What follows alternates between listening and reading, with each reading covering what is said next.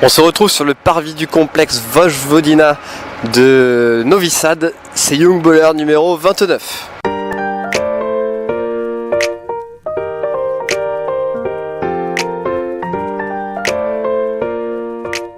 On se retrouve donc après la très large victoire de l'équipe de France face à la Géorgie.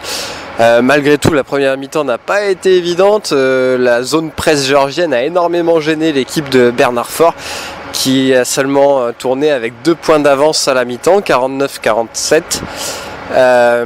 Mais c'est vraiment dans le troisième quart-temps où les Bleus ont trouvé notamment une énorme adresse à 3 points avec 5 paniers marqués longue distance pour gagner le quart-temps 39-11 et complètement tuer le match. Ça nous a permis dans le quatrième quart-temps de voir un petit peu plus des joueurs du banc, on va dire.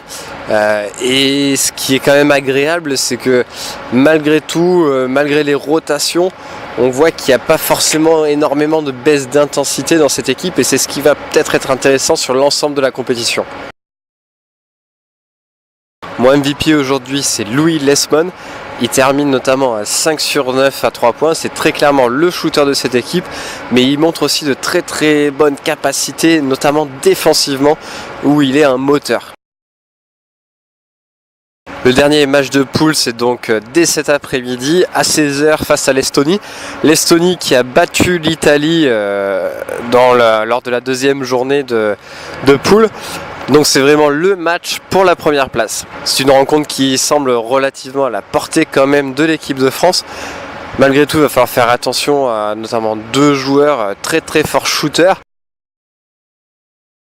Le premier, c'est Jonas Risma qui a réussi un 5 sur 7 à 3 points face à la Géorgie. Et le second, c'est Johannes Kirsipou qui a lui aussi réussi un 5 sur 7 à 3 points face à l'Italie.